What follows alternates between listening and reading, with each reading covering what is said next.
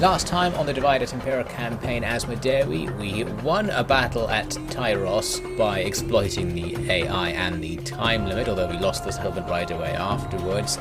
We also defeated an army from Parsa, one of the Seleucid puppet states, by buying some allies to go and kill most of them for us. The Seleucids forgot to defend their front line, so we actually advanced it up and took a pretty nice city from them, and then we overwhelmed their forces at Tyros with sheer numbers and took that back as well. We learned that the Seleucids have declared war on Athens, not of particular importance, but it's nice to see the Seleucids getting more and more stuff on their plate to maximize the number of potential distractions from what we're doing.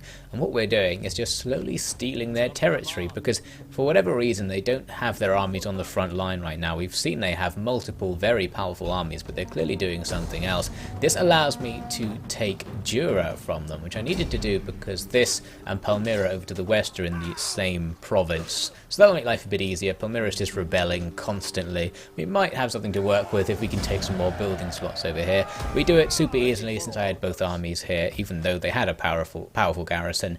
The balance bar is kind to us and we just take it almost for free. This place is a very weirdly constructed province. You can see the AI is cheating because it doesn't work on its own. But anyway, we're going to move on and keep looking for the Seleucids. I see some armies, or one army being recruited down to the south there, so potential for a reprisal, but nothing right now.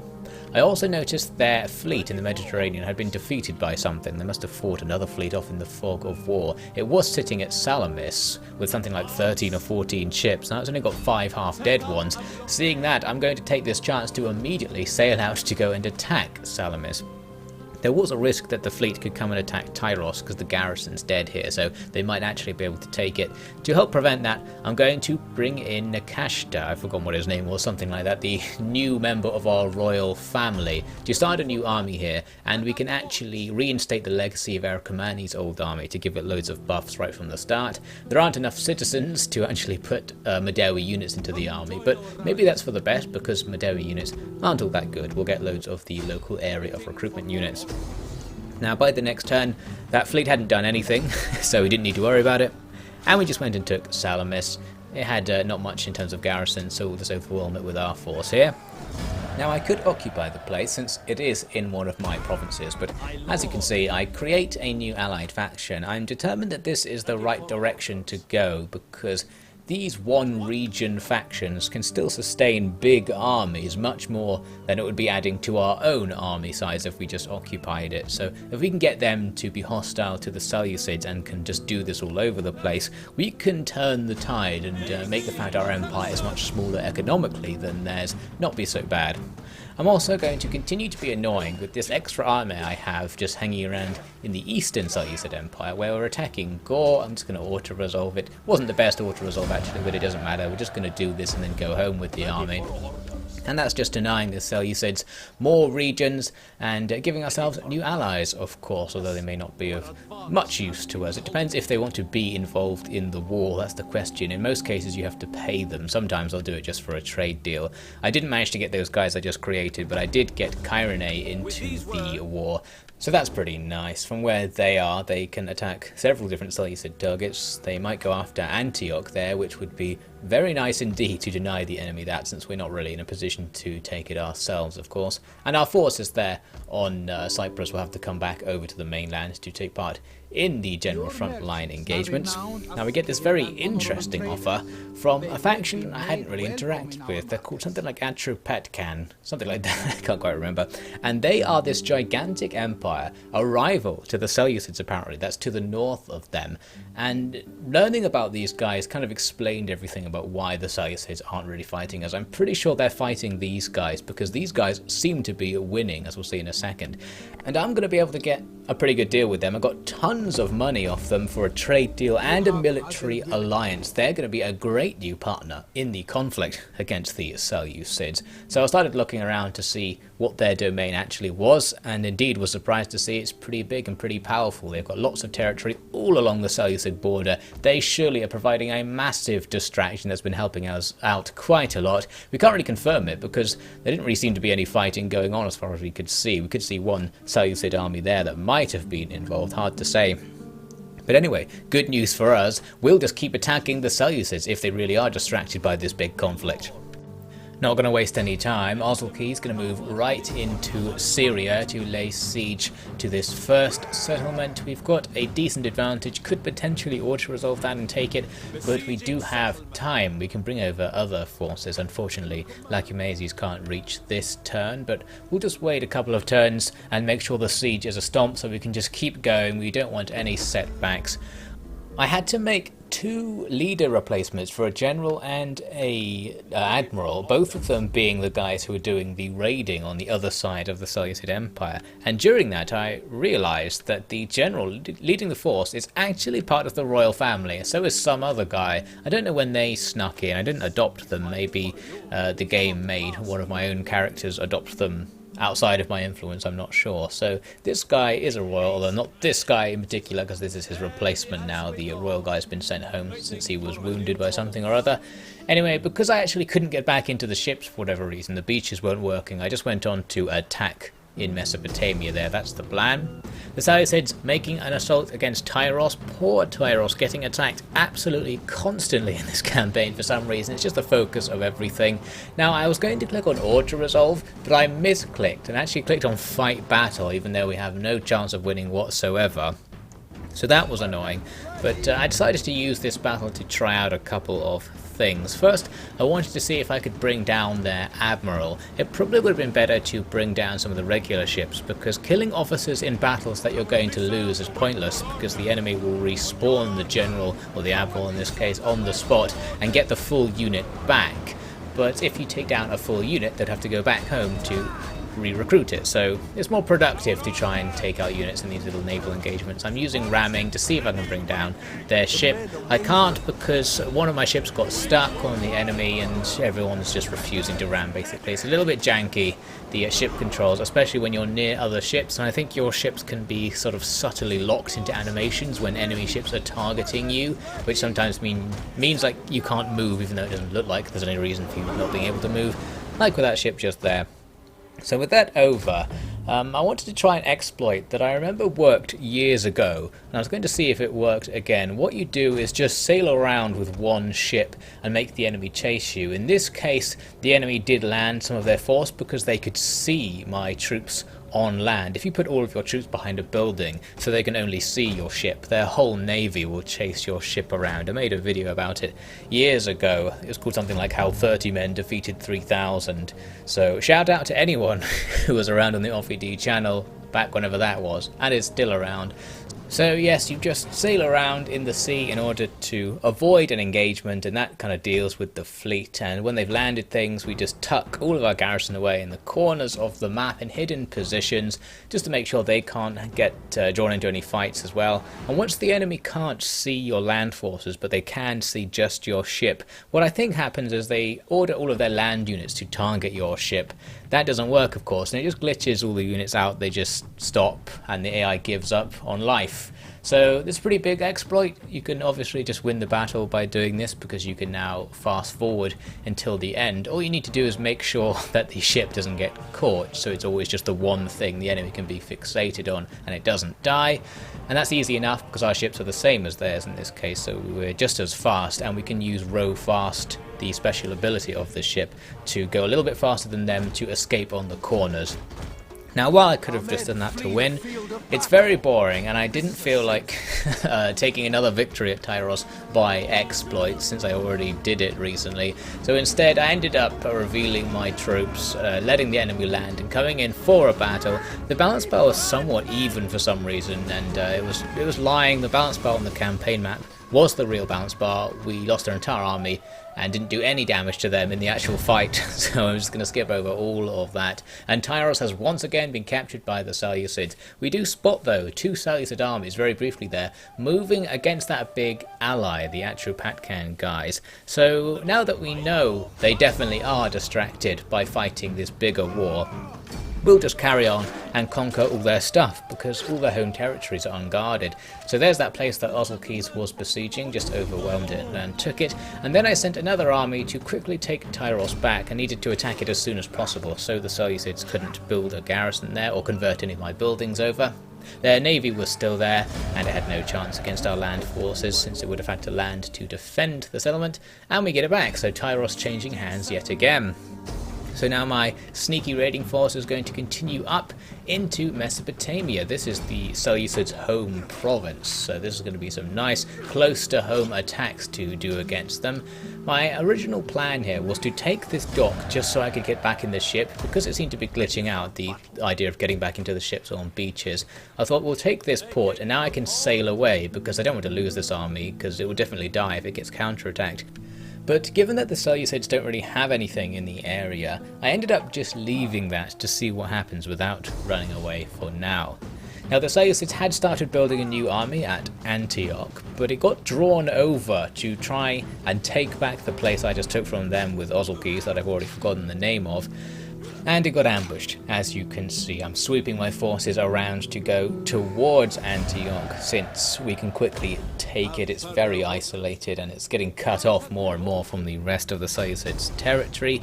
And here we are in the next turn, just swarming in with 3 armies. It's just the garrison. It has no chance, since we can just overwhelm it on the balance bar. Even though that would have been a very hard fight, we'll just take it. And unfortunately we did actually lose a couple of units, some decent units as well, ones we have to go really far away to re-recruit. Not that it particularly matters at this point, we can just use anything. If we're just going to auto-resolve things, then having a specific army build doesn't necessarily matter, and we are kind of at this phase in the campaign where we can auto-resolve most stuff. Now there was a bit of action from Parsa, one of the puppet states, one of the satrapies I should say, of the Seleucid Empire. They were coming down to possibly try and take back the port we'd got in Mesopotamia. So I'm just going to leave them to it. I considered running away, but they weren't particularly powerful, and I was somehow replenishing here. Like every single person who just about becomes Egyptian, whatever that means, is being drafted into the army, so we can start building our army back. And since the enemy didn't look very powerful, we'll just leave it there and see what happens. The Seleucids apparently, though, had a stack in the Fog of War, and it's going to besiege Antioch there, so that could be a problem, although it wasn't really any long-term problem, because I actually had a hidden force just outside Antioch that was sitting in the forest, and a full stack garrison inside. So they'll be very embarrassed to realise they've been slightly played here. We come in behind them with the hidden force, auto-resolve that because they had no chance yet again, and there they go. That's probably all of the Seleucids in the area dead, since we haven't really seen much else from them, and I doubt they have many more armies hidden around. Now, with that victory, I thought we might as well go on the offensive as soon as possible, and I even attacked in that very turn, with our armies a bit damaged of course, but it's not going to matter too much. This settlement up here has a smaller garrison than most places, so I was happy to go and attack it with just 1 army, usually much safer to use 2 and get a free win in the auto-resolve.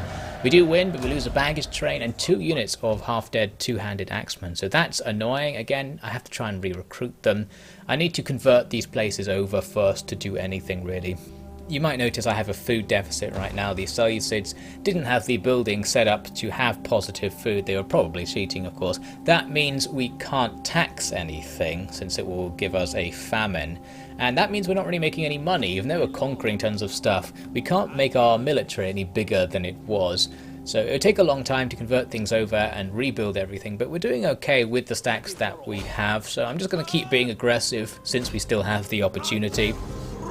Here I'm just killing some rebels, not particularly important you might think, but I just wanted to show you why we can use these rebels to our advantage in a sneaky kind of way. Because taking them down levels this guy up, Himpsal, which is not our royal family member as I was earlier claiming in this video, and we're going to give him the standard official optimized level up pattern, which I just wanted to show you basically. It's to give someone the Knight Commander ability and the Military Conscriptor ability. This makes you replenish troops ridiculously quickly when you can replenish, and Knight Commander enables Knight attacks, which is the most powerful thing in the game, and we're going to use that in a moment.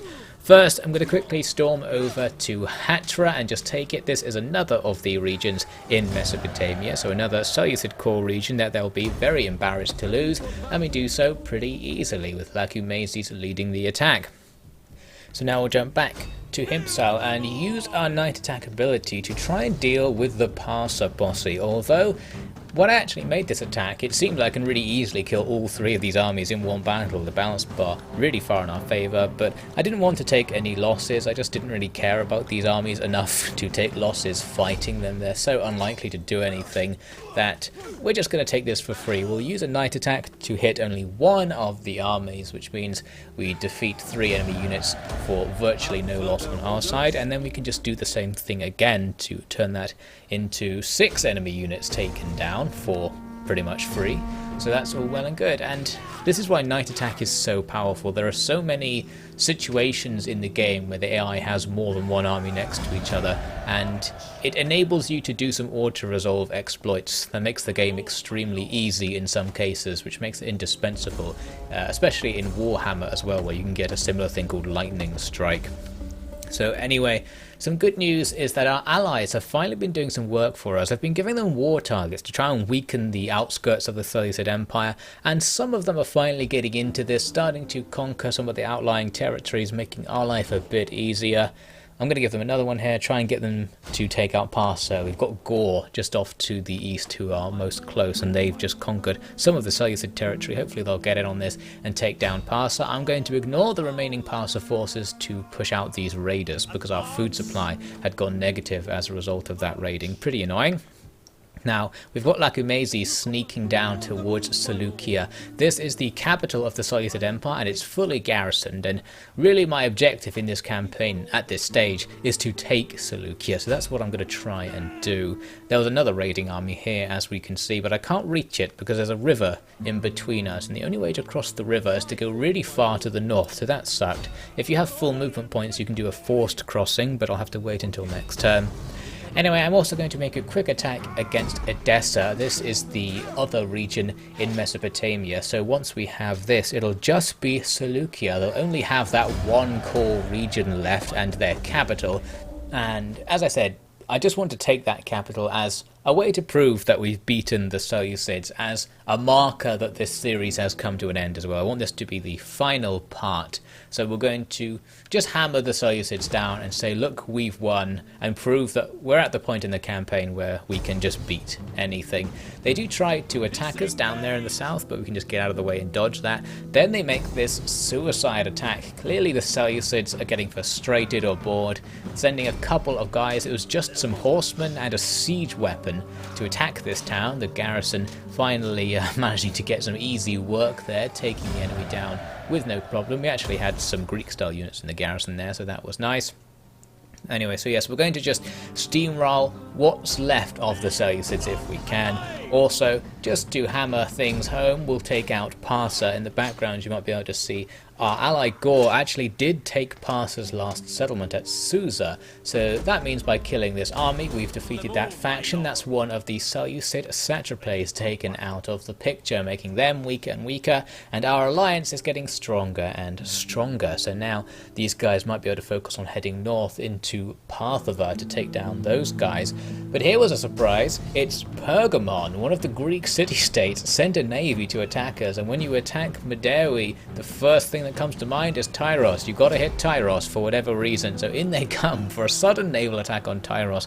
What actually happened was they allied to the Seleucids, and the Seleucids drew them into our war, so that allows them to just cheekily attack us. And yeah, we lost Tyros to them, although it's only a navy, so we should be able to easily take it back. And some good news is that we killed a bunch of Seleucids as they tried to move north out of their capital, and we also saw their main force isn't inside the capital right now, so as Lacamazes creeps up on it, we're going to get an opportunity to actually make an attack. First though, this Pergamon situation needs to be looked into. They've actually conquered quite a bit of territory there in Anatolia. I think what's happening is that Atropatkan, our ally, has been losing things to Pergamon, and now that Pergamon and the Seleucids are allied together, they're a pretty powerful team. The Pergamon seem to be the rising star, the new Hellenic power in this part of the world. They don't want to not be at war with me, but that's okay because we want to take Tyros back. It's really annoying to keep losing Tyros because it's in one of our provinces that I'm trying to control properly, so probably should just dedicate a full army to defending Tyros or being nearby to always take it back whenever it falls. Although, as I said, we are going to bring this campaign to an end and we can actually attack their capital right now. The only question is, where is their main force?